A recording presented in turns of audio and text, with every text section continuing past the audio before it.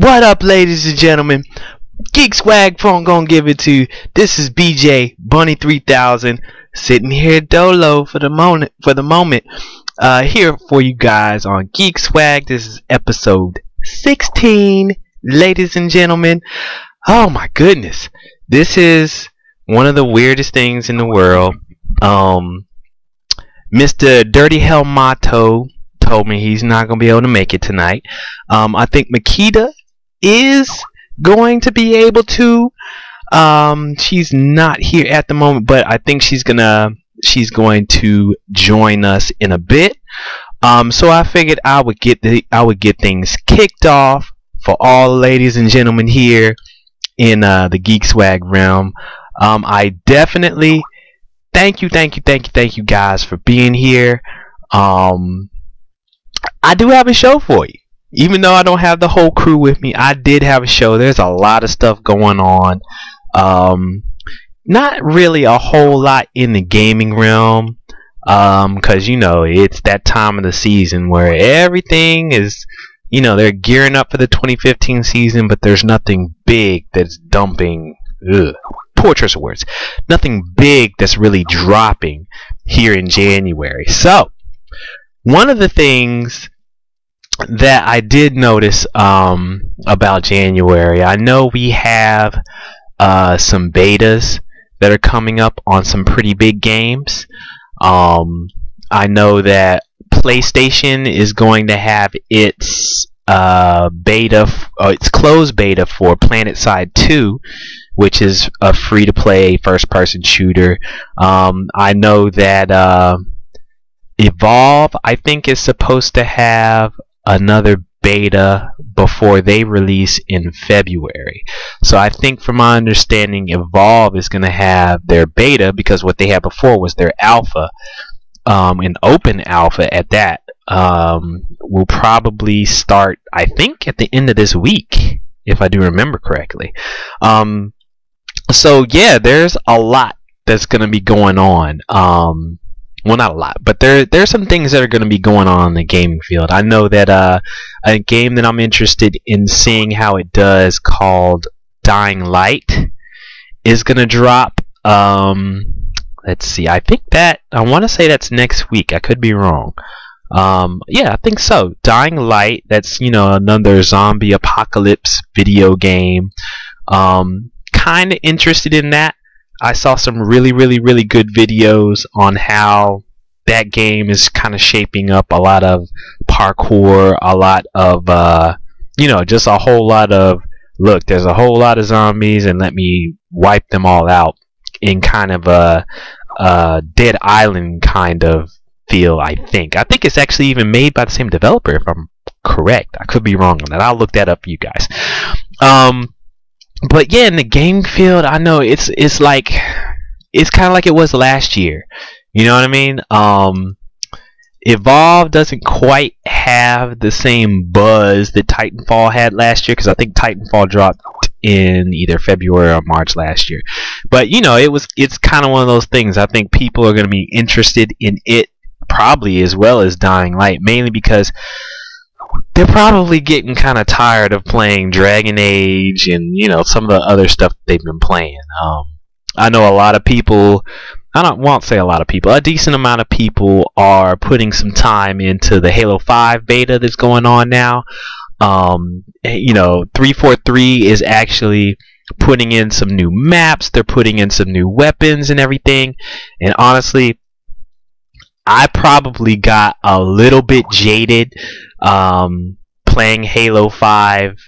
I forget when that was. That was like the first week that it was out, and I kind of had a problem with it. I enjoyed seeing some of the new moves and saying, "Oh my gosh, this new move! These new moves are really gonna change how you play the game and all this other kind of stuff." And then I started thinking about it. I was like, honestly, 343 is playing catch up with Halo as it pertains to a lot of the other first-person shooters that are dropping. Because Titanfall's already got the parkour. Call of Duty's already got the boosting back and forth and all this other kind of stuff. So even with the little shoulder rush and the ground and pound, that we've come to know from games like Destiny and other stuff like that. It doesn't feel like it quite has the meat quite yet that's going to pull people in. I think the thing that's going to get people on board initially with Halo is probably going to end up being just the story. People are going to be interested to see where they take the storyline. I'm interested in seeing where they take the storyline. The kind of cliffhanger or whatever you want to call it that they had in Halo 4, with this new faction that I don't even know if you want to call it a new faction. All those technological beings or whatever that Master Chief had to run around and destroy in that last one. I don't know. I don't see them as appealing, I guess, as the the Flood. The Flood was just creepy because I've got arachnophobia, so anytime I see anything that looks like a spider, I'm like, nope, not doing it. So a part of me, I guess, a part of a lot of people were kind of hoping for the Flood in true HD, not the Flood in remastered HD. You know what I mean? But whatever for that. I suppose that's what we have Halo the Master Collection for, right? We've got remastered Flood for us to go and get creeped out over. But I will give you guys an update. Actually, not even an update. I hadn't even finished going over some of those other new releases. What was it we were talking about? The other, we were talking Dying Light.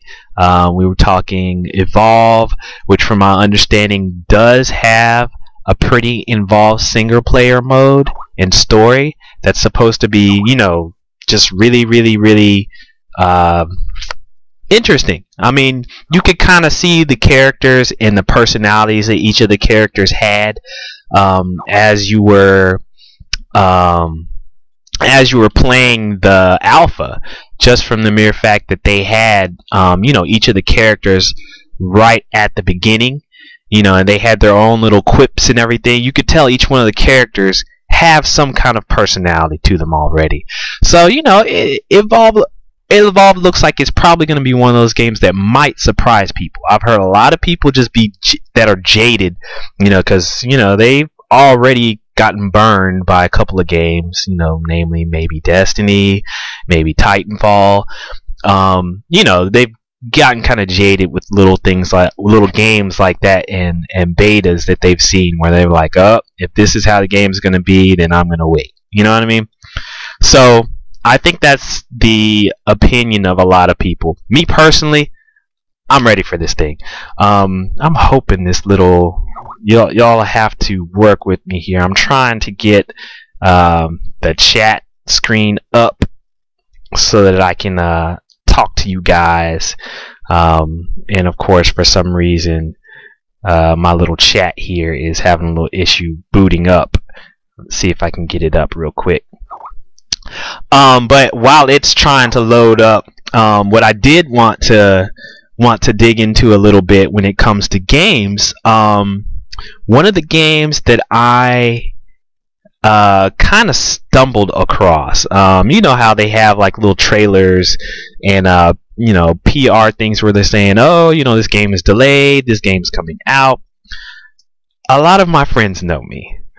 What is it called? Koei Tecmo.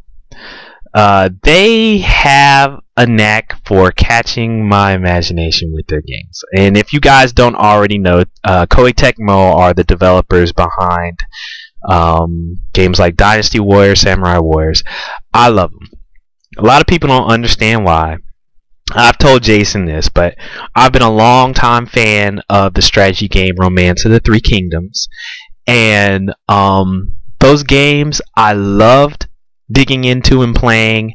It got me interested in the actual historical story that the Romance of the Three Kingdoms is kind of based upon. It's actually a series of novels, really, really old fable-like novels. So a lot of those generals and everything that are in those games are based on real generals and everything.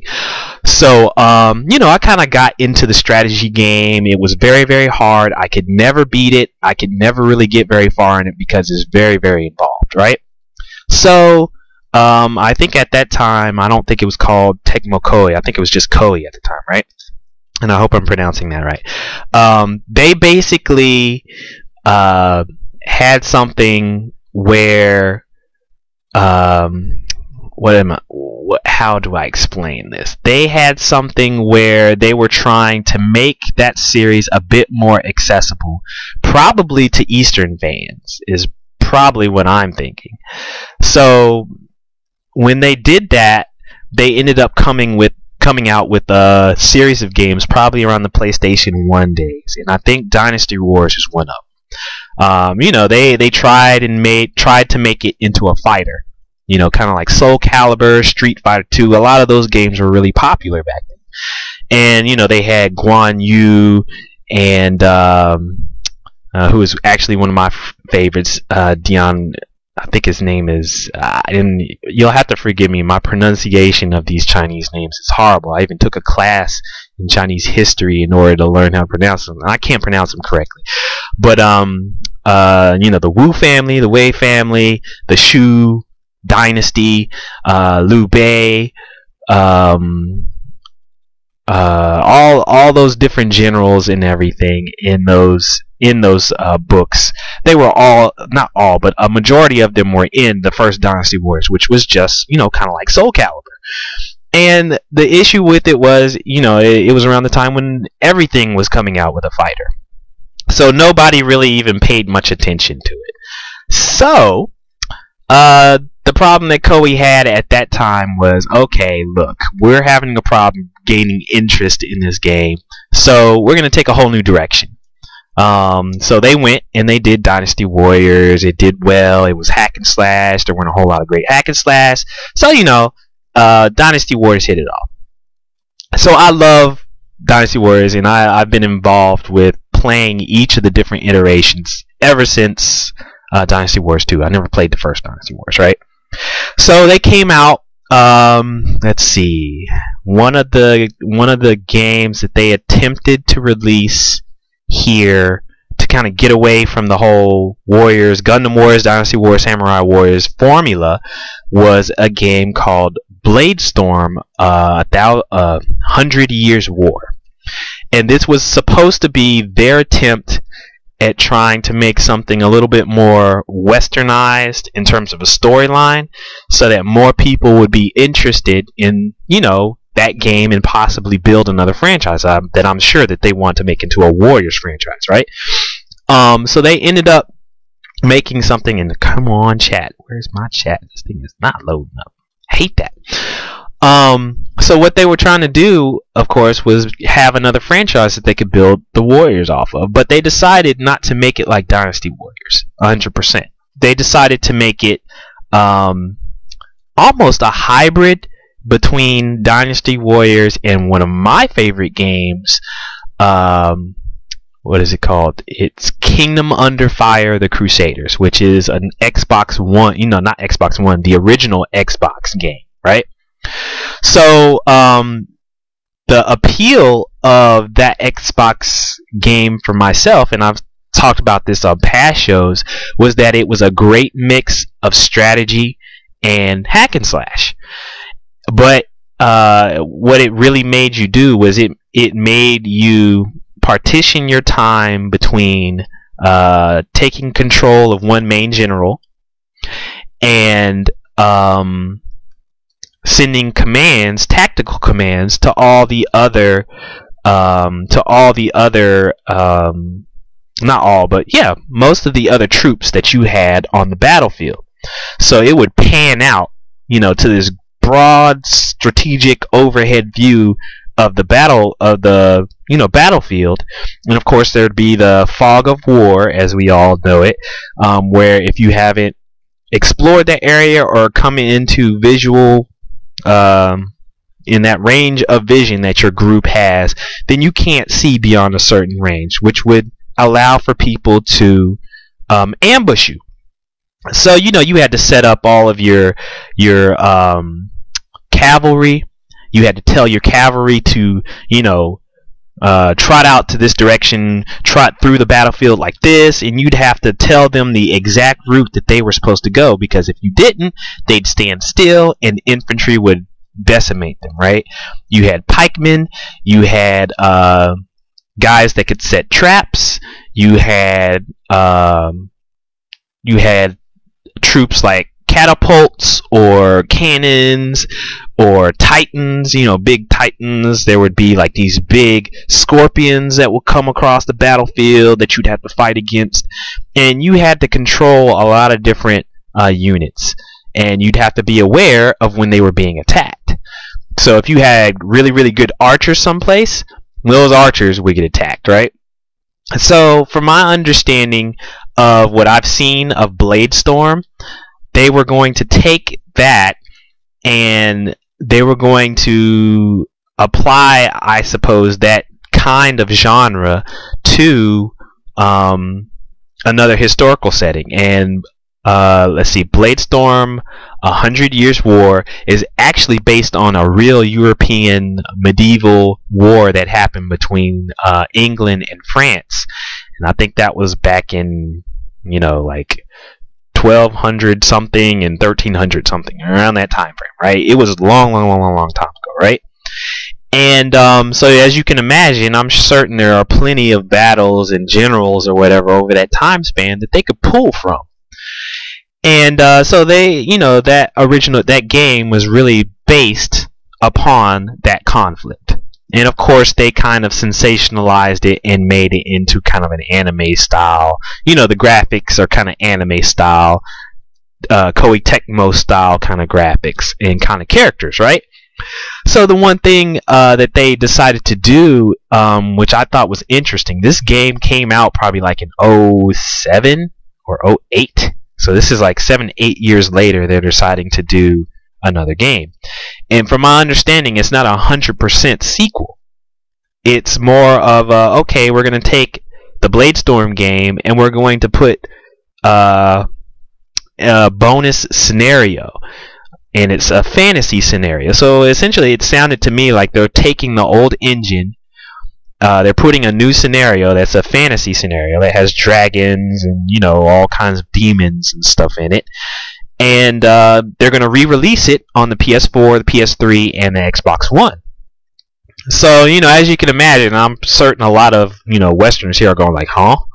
A lot of people. I'm pretty certain a lot of people didn't really buy into the whole Bladestorm game. I heard almost nothing about it, and for some reason, I kind of want to play it now. But it is getting ready to come out. I think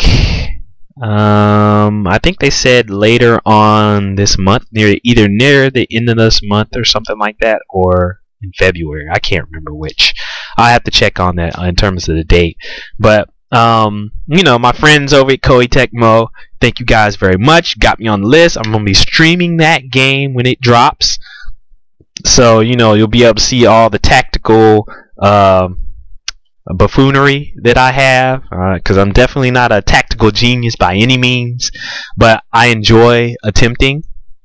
And the fact that it kind of has action in there where you instead of doing your hack and slash combos with one general, you're doing your hack and slash combos with like a group of troops. So your 100 hit combos or whatever that you're doing is actually all of your soldiers making their hits at a particular time.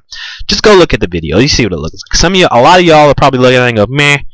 For me, I'm gonna be digging it. I'm gonna be streaming it. So check it out. Bladestorm Nightmare, I think it's called.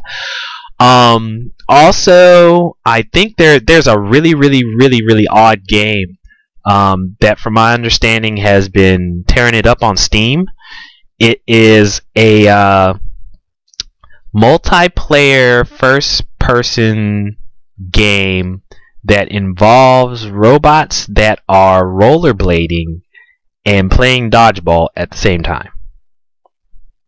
Sounds crazy, right? Some of y'all might actually know what this game is. I'm going to try to see if I can pull up the actual name of this.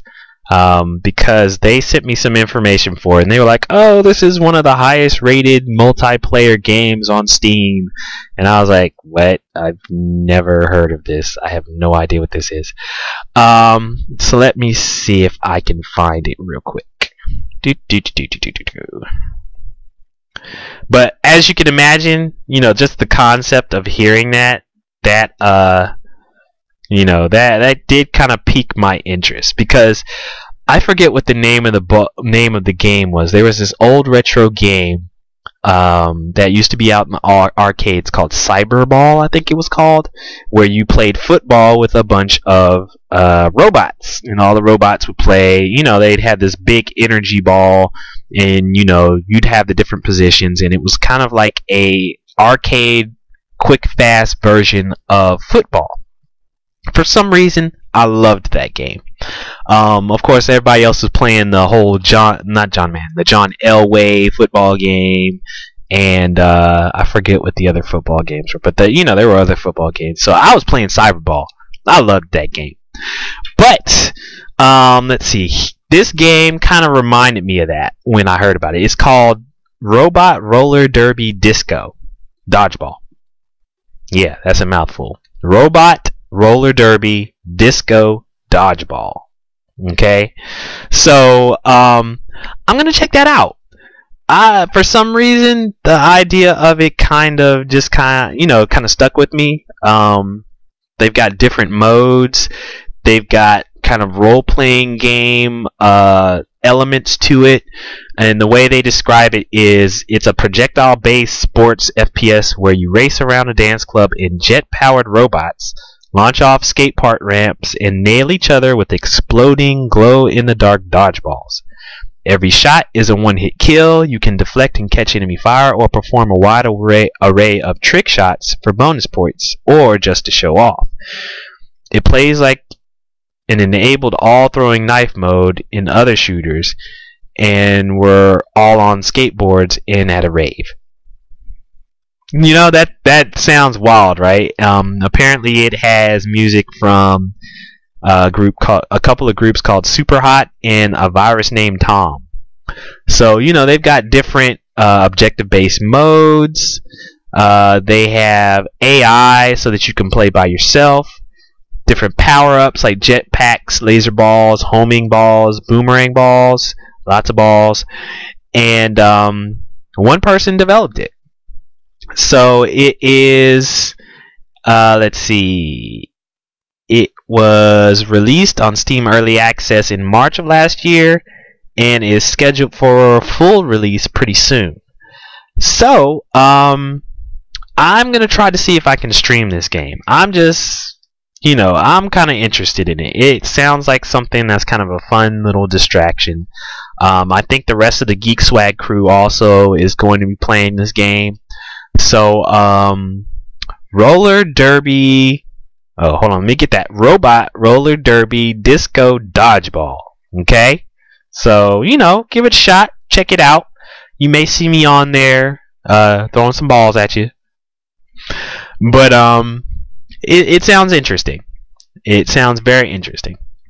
So, with that said, what I wanted to also talk about a little bit today was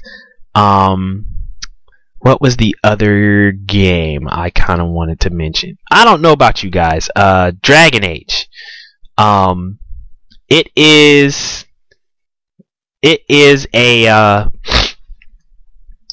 game that I put a lot of time into recently, and definitely let me know if you guys have been playing it. But Dragon Age Inquisition, I don't know why, but a part of me is hoping that I'm almost done with this game. I put so many hours into this game. It's so big, it's so expansive, but for some reason, it is on that borderline for me of I'm loving the fact that I'm playing a Dragon Age game, and then the other side of it is I feel like I'm only playing this because it's a Dragon Age game. The story hasn't really sunk its teeth into me as much as I was hoping for. The characters I still like. I like the different characters. One in particular that I enjoy is Sarah. Sarah, however you pronounce her name, the little elf girl. She is just wild. She's a wild girl. I love her. She's almost like a Tiny Tina from Borderlands for me. I love just having her in the party and letting her, spit out whatever comes to mind in terms of how she interacts with all the other characters. She's the comic relief. And then Cole, the little demon guy that's just kind of hovering around that nobody likes, but he has a lot of information about the demons and other kind of things. But he just talks so off that it's kind of hard to make out what he's really talking about. It's almost like, if you guys remember Battlestar Galactica, those women that the Cylons, I forget what the Cylon what the Cylons named these women, but they were all the controllers of the Cylon base ships. I forget their names. And they always spoke in like a weird poetic, metaphorical, kind of philosophical speech that you had to decipher every time you heard them. The Cylons at first thought that they were just speaking nonsense, but when you broke down what they were saying and how they were saying it, it was all, some of it was prophetic, some of it was, telling you, they were probably telling you suck in like another language or something. But it was one of those things where if you sat down, you listened to it, and you kind of blocked out the rest of whatever they were talking about, because they were constantly talking and giving you this information, you could probably pick up on something and be like, oh my gosh, wow, why didn't I think of that? Or there was a lot of stuff that they were saying. So Cole is kind of like that. You listen to him and he's trying to explain something and talk to you about something, and it was like, but I like the butterfly that was flying around in the such and such and such, but it sat, and then it didn't go anywhere. And then he doesn't say that in the game, but he's saying stuff like that, and you're like, okay, where are you going with this? Where are you going with this? And then he'll say something else that's completely unrelated. And you're sitting there waiting for it. It's almost like you're listening to him, you keep waiting for it, and eventually you get tired of listening to him. And I keep feeling like I should keep him in my party more so that I can pick up on some of that stuff, and maybe he's going to lead me to something big. Just like in Origins, if you talk to each one of these characters enough, they have their own little special mission they send you out on. A part of me is scared of it. I don't trust Cole. Nobody else in the group trusts Cole. But considering he's a demon that's helping you out, a part of me is just interested in seeing what he's going to lead you to, So, I'm going to check it out and see whether or not it pulls me in anymore. I finally defeated my first dragon. It was a good battle. It was fun. I enjoy that it actually takes my 4 people to take down a dragon rather than having super mystical powers like in Skyrim and being able to take down a dragon by yourself. That, for me, that kind of cheapened my whole Skyrim experience. I love the idea of fighting and beating up dragons. Love it. But my video game history of encountering dragons is like in Baldur's Gate or Icewind Dale, where if you're playing a dragon in those games, dude, you're not walking away from that computer or from that battle for like at least another 20-30 minutes, because you are going to be using potion after potion after healing spell after healing spell, almost like playing a boss in Final Fantasy. You're going to be using every resource you have, healing, phoenix down, all that stuff, just to take down a dragon. And it just never felt like that when I was playing it in Skyrim. In this game, closer. It plays out kind of like, and you have to excuse me, I'm eating some chocolate salty balls. But the experience I had with my first dragon in Dragon Age Inquisition, it was close to that. It felt like a boss battle. So, I kind of enjoyed it. Using the whole team, telling them to run at a certain time, healing them at a certain time, knowing when to use certain spells, and, trying as much as I can to use combos against them. Making sure that I equip just the right resistance belts in order to be able to handle their breath attack. So I enjoyed that part of the management in the battle. Supposedly there's at least 10 of these dragons all over Inquisition, not including probably the battle at the end, I bet. So I've got some work to do. Honestly, I think I've only found 2.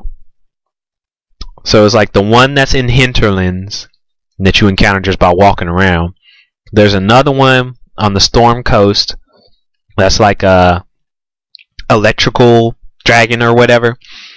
And I fought him a few times. I think he's a little higher level than that dragon, because the dragon I beat was the Hinterlands dragon. Then I think there's one more that I haven't seen that you have to lure that's in the desert. Haven't fought him yet, but I think there's one there. So those are the only 3 that I quote unquote know about. I'm certain there's more, but I don't know where they are. I haven't counted those yet. But I'm still debating whether or not I like any of the other characters that you fight with. My interest is more so in the characters, that you speak to. Like Josephine. I love Josephine. Cullen. Cullen was in, I think Cullen was in the original Dragon Age. Liliana, I think that's her name. I forget how to pronounce her name. The spy. I think she was in the first one also. I love those characters. I'm glad that they're back. It's unfortunate that you aren't able to adventure with them. And also Morgan. I almost flipped out when I saw Morgan.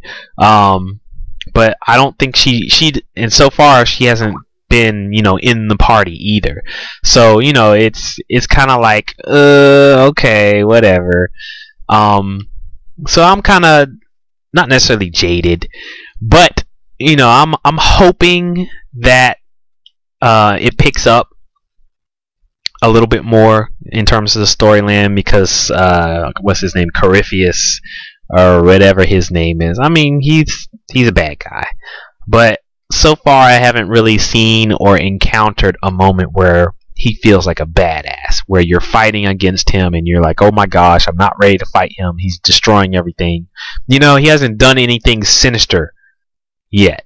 I just know that he looks ridiculous and he's got a big archdemon with him and he's trying to take over the world and trying to be, that's about it. There hasn't been a moment in this game where I've gone, oh my gosh, Corypheus is doing this. Wow, that's, pretty devastating, right? So, I'm kind of waiting for that moment, and I'm not 100% certain it's going to come.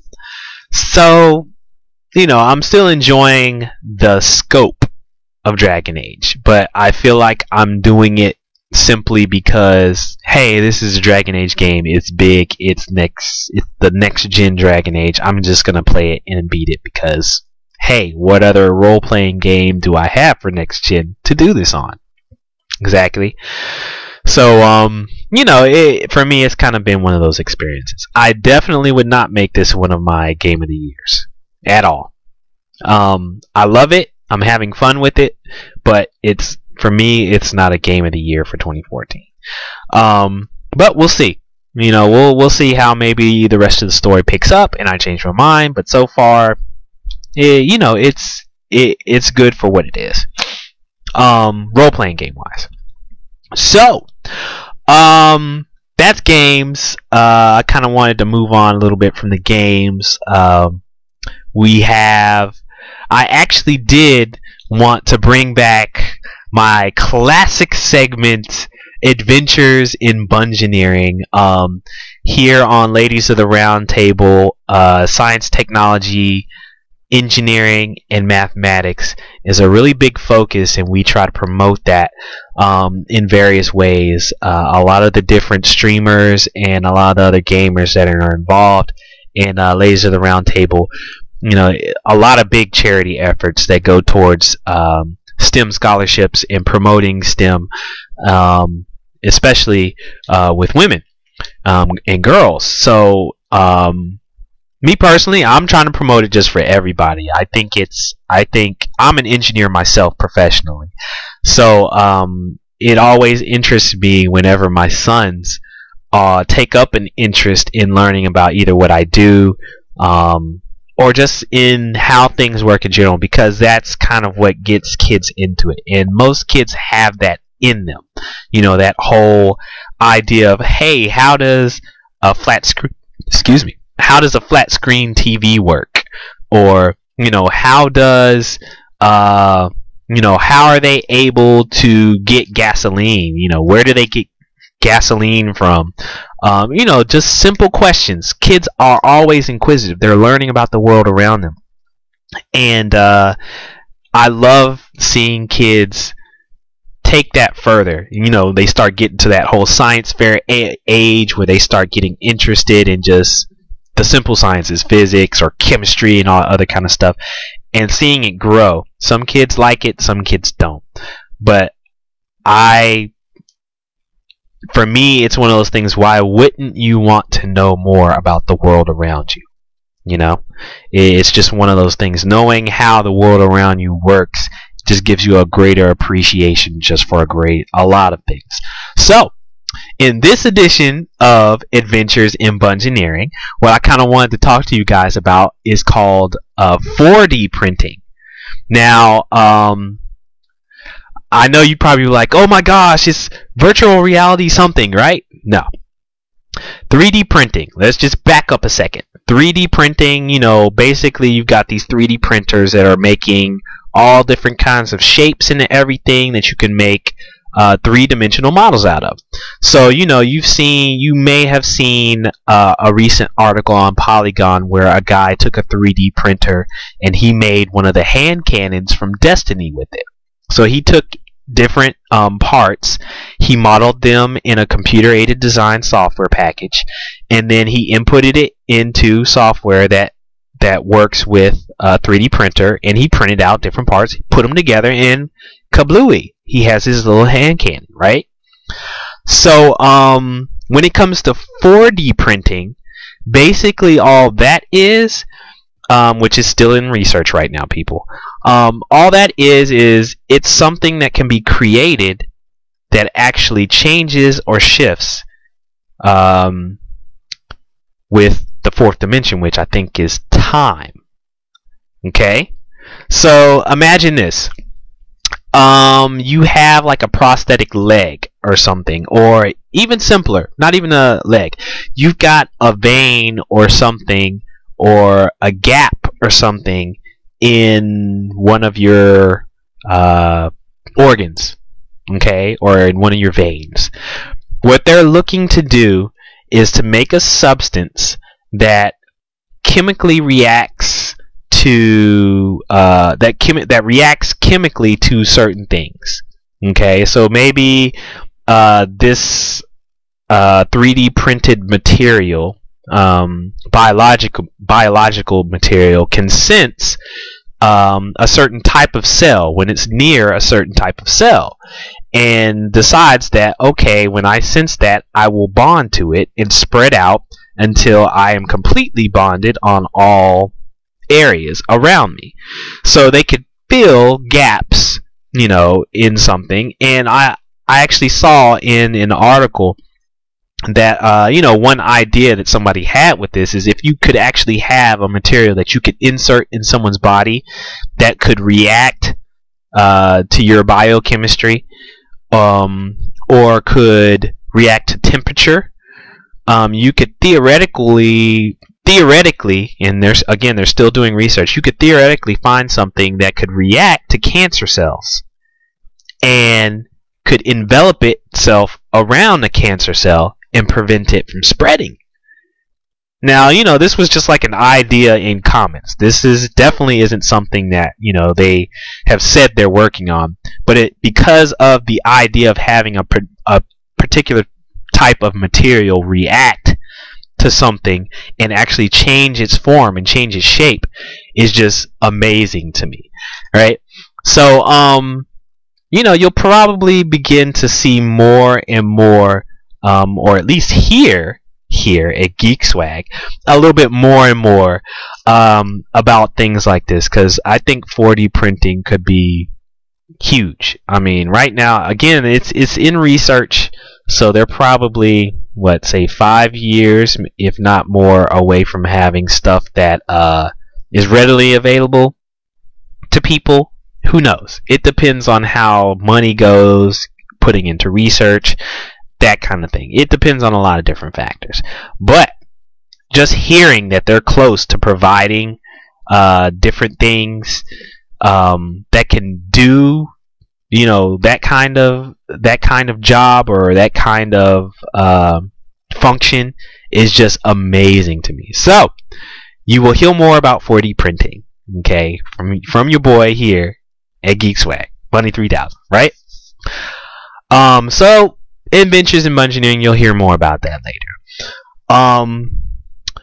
Let's see. It's about 9:45. I'll try to keep this short. One of the last little things that I kind of wanted to talk about when it comes to music, and Jason knows this, Dirty Hell Motto knows this, I am a huge, huge Prince fan. Ever since I was a kid, I was an 80s kid.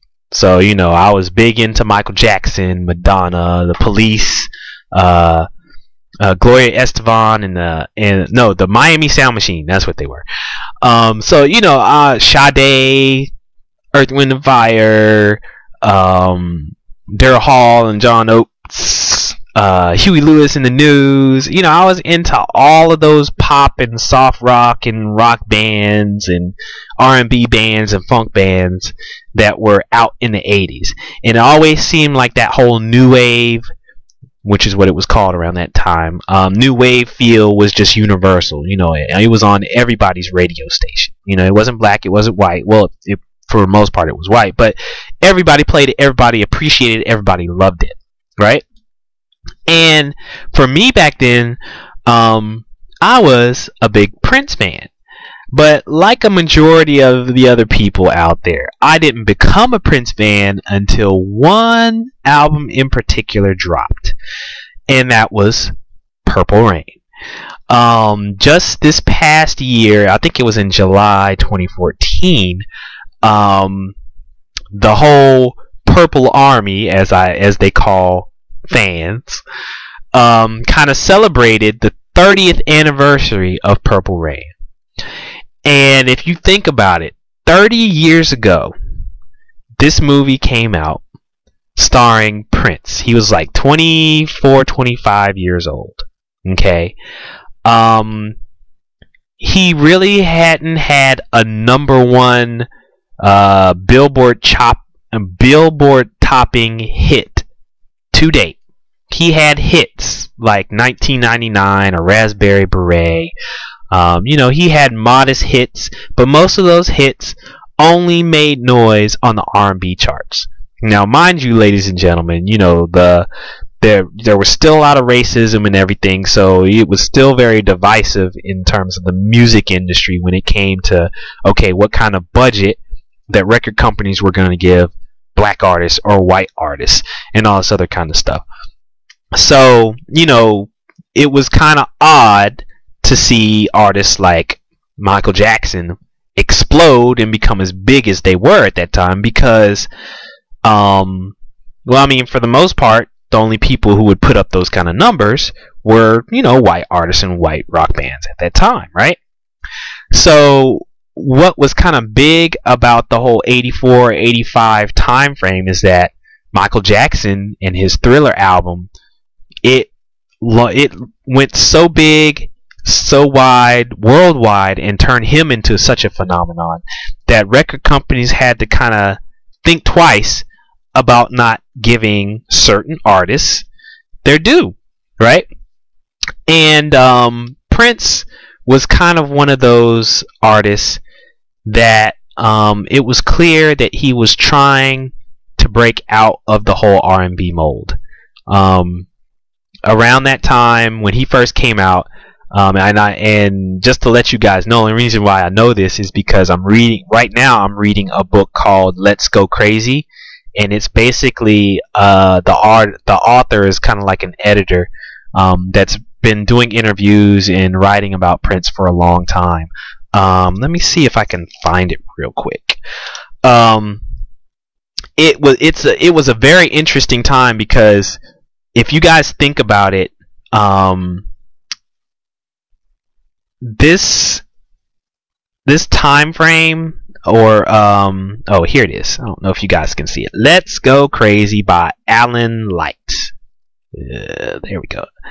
There it is. It was interesting. It's interesting to read this and get perspective on how that time was and how improbable Purple Rain as a project or a movie really is, or was back then. For a lot of people, if you haven't seen that movie, and you're of a certain age, you need to see that movie, okay? And I'll warn you right now, Purple Rain, when it comes to artistic quality, is a god-awful movie, okay? It is not, I mean, the people that are in it, none of them are actors, okay? Except for the guy that ends up playing Prince's father in that movie. I think his name is like Clarence Witherspoon or something like that. You've seen him in some other movies. Everybody else, they're essentially performers, or they're the actual roadie, or the actual bodyguard, or, you know, most of these people are all the actual musicians that Prince ran around with or hung around with at that time. Okay, so as you can tell, and you can tell from the performances, these people, except for maybe Morris Day and Jerome Benton, they have like that much acting skill. They were all taking acting lessons just to prepare for this movie, and it was not very good at all. But what ended up pulling it together was it was a perfect reflection of that day and age. Number one, it was a good or a decent reflection of just a musician's life in general, you know, around that time frame, I guess you'd say. And it was almost autobiographical for Prince. It wasn't 100% autobiographical, but he intended it, a majority of the themes and what happened in that movie, to be centered in around his life. So it was really his vision and bringing people into who he really was and why he was the way he was. So that was kind of how and why Purple Rain came together. But the weird thing was, like I said, the timing for it was just surreal. You know, he was at a point right before he was going to become worldwide known. So it was kind of like Michael Jackson. You know, he was like, oh, you know, Michael Jackson's done this, and then all of a sudden, boom, Thriller, right? So Prince is doing all this stuff. Each album's getting better and better. It's selling better and better. People are recognizing his name, and they're saying, you know, we don't know much about this guy because he like stopped doing interviews with the press like 2 years earlier than Purple Rain came out. So there was always this shroud of mystery around Prince, and there kind of still is, but he does interviews more now. But because of that shroud of mystery, no one really knew who he was, what he did. He was always over sexualized, and he always had these antics. He had a song called Head, Jack You Off. You know, he was very sexual with his lyrics, with his content in his music. He was very racy at the time. So, you know, a lot of people were interested in getting to know him, figuring out more about him, because they knew that there was a reason there was a reason why people there was a reason why people were calling him a musical genius. Each one of the albums he would put out, he did all of the instruments. He wrote, produced, and performed basically all of his albums. And I think the only album where he kind of broke away from that mold was 1999. So, everybody was like, wow, he's getting there, he's getting close. All of a sudden, this whole album, Purple Rain, drops, because I think the album dropped before the movie, and people were digging it, but it didn't even quite stick and explode until this movie came out. And this movie, of course, featured the music, and it kind of put the music in context, right? And kablooey, it just exploded. And I mean, even when the album came out, there was such talk around, it's so different from what he used to do. Oh, I love this song. And everything, of course, was highlighted by the title track, Purple Rain. And, of course, the timing of the release of this album, this music, this movie was all around the time when MTV was just starting to be big. MTV was playing, Michael Jackson videos. It was playing like Rolling Stones. It was playing a lot of different people. You listen, it was playing everybody that was popular back in that time. And of course, Prince, he had his videos, and they put those on there because 1999 was a big hit. So they would put what was his first track? When Doves Cry. They put that on there, and it was just so different from everything else that it was a hit also. I think it hit number 1. I think his other single, Let's Go Crazy, it hit number 1. And, Purple Rain, I think Purple Rain hit number 1, not that one. Either way, when Purple Rain, the actual song or whatever, came on in that movie, it was like a legendary moment in time for a lot of music fans when it comes to their memory or their recollection of Prince as an artist. Because, I mean, you can go through any rock-related magazine or whatever, and if any of them do a greatest of all time listing, Purple Rain is on that list. I think Time magazine made it like second all-time best rock album of all time. Rolling Stones has it at like number 76 of all time. And then when they start paring it down to the 80s, it was probably like number 1 of all time in the 80s. It's on just about every list when it comes to recognized rock albums worldwide that rate greatest of all time rock albums, because the effect that this movie and this album had when it dropped was legendary.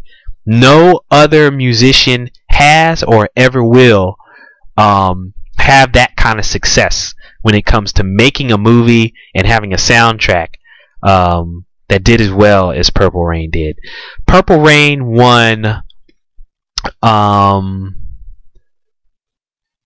like 2 or 3 Grammys. It won an Oscar, and it won an Oscar.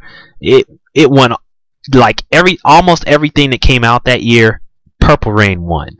It was just one of those things where it was a landslide, and it was just odd because I continue to watch that movie because in my mind it's a cult classic, but in truth the movie itself, for some reason, it just isn't. It isn't like one of those kind of deals where if it came out today, it'd be like, oh my gosh, this is a landmark in film, and all this other kind of stuff. I mean, the best parts of that movie are Morris Day and Jerome Benton and their comedy, their timing, and their comedy and everything. And then watching, what's her name, Apollonia in this movie is like nails on a chalkboard. Apollonia is god-awful. She can't sing. She definitely can't act. She was pretty. She was gorgeous in that movie, right? So, I mean, for me, Purple Rain is just one of those moments in time, in my time. And for a lot of people back then that like Prince, that's always the gold standard for him. and he'll never escape that. That was like his best. A lot of people will say, whether they like Prince or don't like Prince or love Prince or whatever, that is his anchor. That's where a majority of his money came from. That album sold like 20 million, and I don't think he's had another album that he's had that has sold more than maybe like 3 or 4 million. You know what I mean? So that goes to show you how much of a mega success that album was. I think I could be wrong about that stat. I'll look it up some other time. But I love this book. I'm going to finish this book, and I'll probably try to write a review or something for it when I finish it, because I'm powering through it. It's very, very interesting because it gives interviews and insight on all the different members of the revolution, why they left, the issues they had, how driven Prince was to make this movie, how improbable it was that he even got this movie made. It was just unprecedented for his time, and they even said it. They were amazed that it got made, but his determination, his faith in his vision for this movie, and the fact that he had to make this movie was basically what got it done. And I love it. So, Let's Go Crazy by Alan Light. I'm going to check that out. I'm going to let you guys know how it is.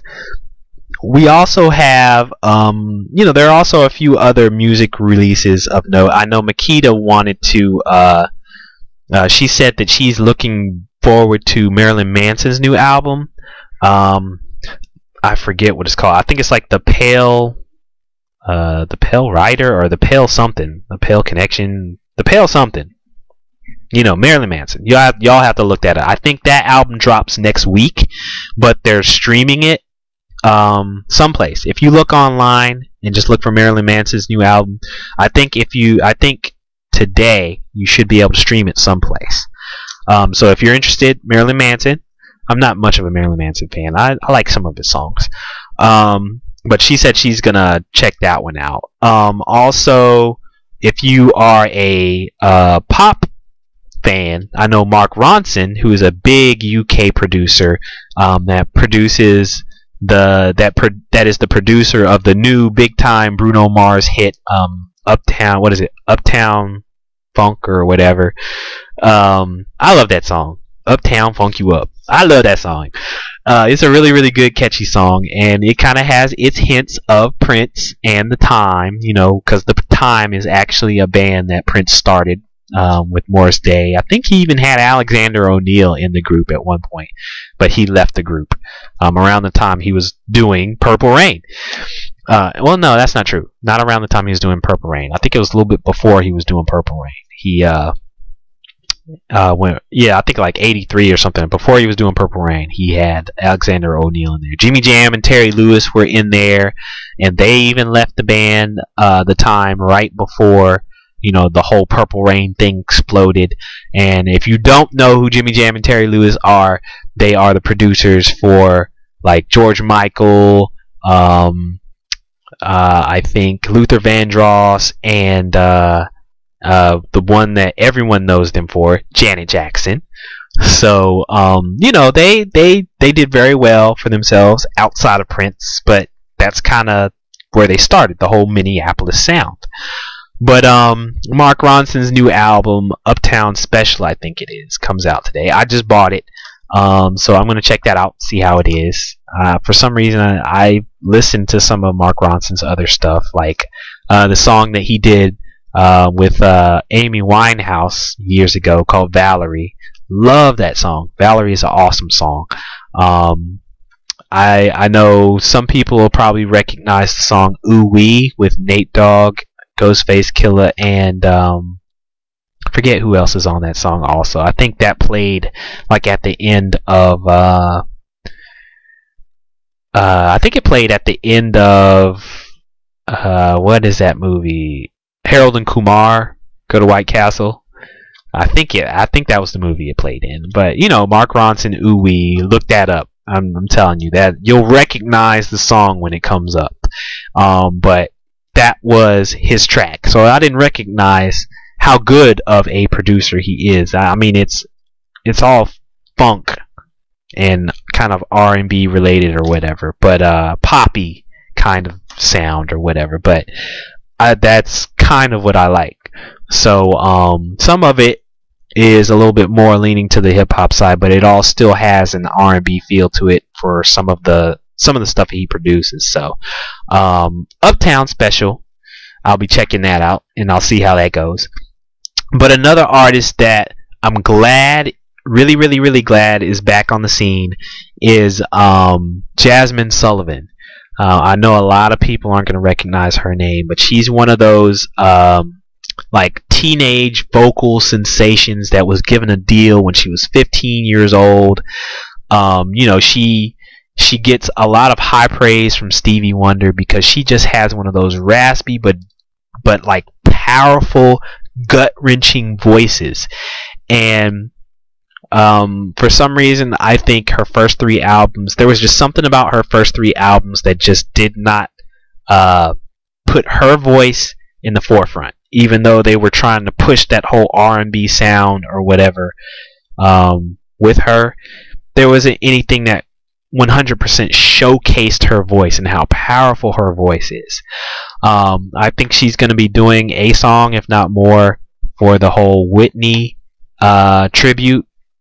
Not tribute, the whole Whitney Lifetime movie thing. I think she's involved in that project. She's just got a glorious voice. I love Jasmine Sullivan. She took like a 3-year break because she was like, I retired. She was like, I'm tired of the industry. I'm going to retire, like 3 years ago. And I was heartbroken because I love her. I love her voice. But for some reason, the albums just weren't coming together for me. So when I saw that she was releasing an album today, I was real happy. So I think it's called Reality Show. So I'll be checking that one out as well, just to see how it sounds. But you guys know me. I'm a big music head, so music is always going to be something that we bring up here in the show. Of course, if you guys have music that you guys are interested in, that you want us to listen to, let you guys know how it is. Let me know. And one last thing before we go, I kind of want to talk a little bit about the TV show Empire. I love Terrence Howard and Tajiri P. Henson. I think that's her name. If you guys remember the movie Hustle and Flow, they are the stars of that movie that came out a while back. And it's almost even a kind of similar kind of storyline. Whereas Hustle and Flow is kind of like the genesis of how this guy becomes a hip-hop artist and how he develops his music and, how he gets, into the music industry. Empire is on the later scale of a particular music artist's career. And Terrence Howard plays a music mogul that has this huge music record company. He has 3 sons. Yeah, he's got 3 sons. All of them are successful. All of them are involved in the industry. And his ex, his son's mother, went to jail because of some of the drug dealing and stuff that they were doing when they were coming up before he had his company. So Empire is kind of like one of those, I guess you could say, the way they are crafting it, it looks like, is they're trying to make Empire like a family drama that just so happens to be in the music industry. And that's kind of how they're weaving it.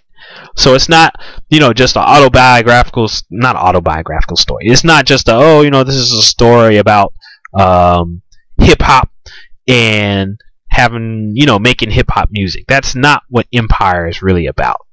It's really a drama about this family, and this family is so involved in the music industry and how their involvement in the music industry has molded their relationships with each other, and how how they are dealing with their fragmented past at a very crucial time in the family's success, I guess you could call it.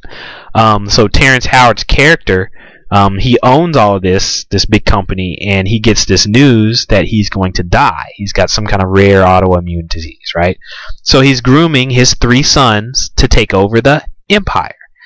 And he's got one son that's, the successful one that, has been working at the company, behind the scenes to get things done. So he knows the ins and outs of the company, right?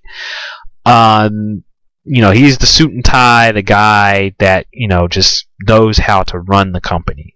But because it's a publicly traded company, which is what he releases, at the beginning of the show, he's debating whether or not the face of his company should be, a suit and tie guy that no one really knows about, or a celebrity, because he's a celebrity. So he's trying to make that decision, right? His other 2 sons, one is a hip hop artist, MC, and the other one is a producer / singer. And the other producer / singer is he's gay. So Terrence Howard's character kind of rejects him. He doesn't quite accept him. So he's trying to figure out whether or not he's going to back him. So throughout this first episode, I think they pull in enough little directions that they can go with in this storyline when it comes to each one of the sons, as well as Terrence Howard and what he's trying to figure out. And Taraji P. Henson's character, she just got out of jail and she's off the chain. And the best scenes in this show are with her. She's a great actress. I love her. And she just brings an additional edge, I think, to the show that's kind of needed, because everybody recognizes Terrence Howard and everything. He's gonna do his thing. He kind of plays almost even the same characters all the time.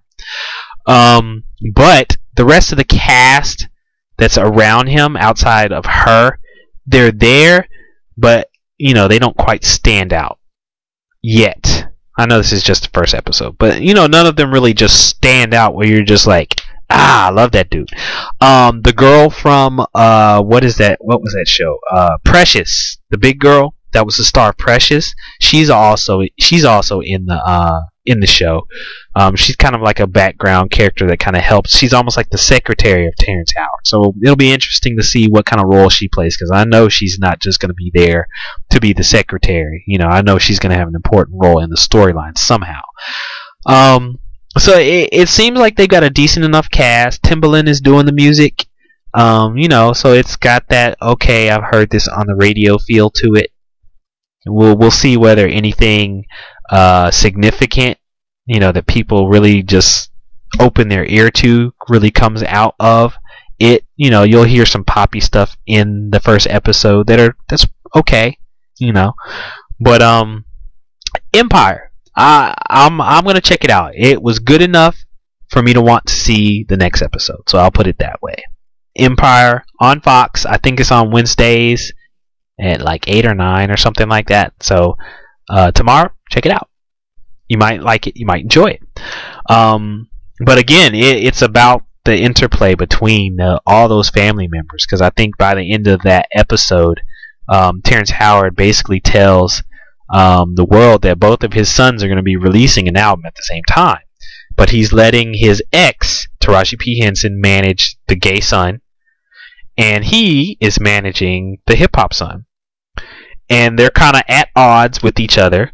And the brothers, they aren't really at odds with each other until they both decide that they're going to be, releasing an album at the same time, and then they start looking at each other like, hey, I thought we were brothers, I thought we were working together, helping each other out, and now they're in this competition, not only to lead the company, but to have the better album between the two, because in essence, that's kind of what Terrence Howard is going to use as a judge of who he's going to put, at the head of the company. So it's interesting. It's got a lot of conflict that they can weave into the story. It'll be good. It'll be interesting to see how they do it. And what interested me, they're going to have Cuba Gooding Jr. in the next episode.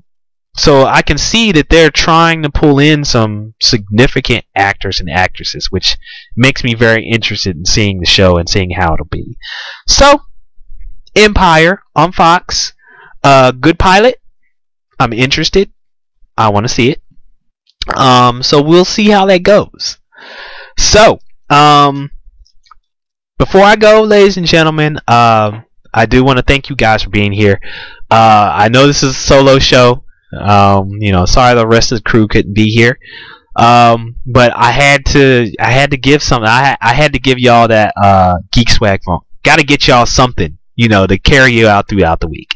Things for you to be checking on. Things to increase your geek. That's what we do. We are the illest geeks you'll ever meet, here to help you increase your geek.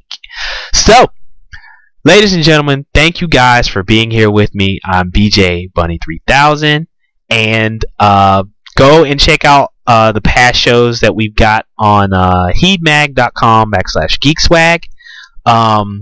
Check those out. And ladies and gentlemen, I will see you guys next week. Peace.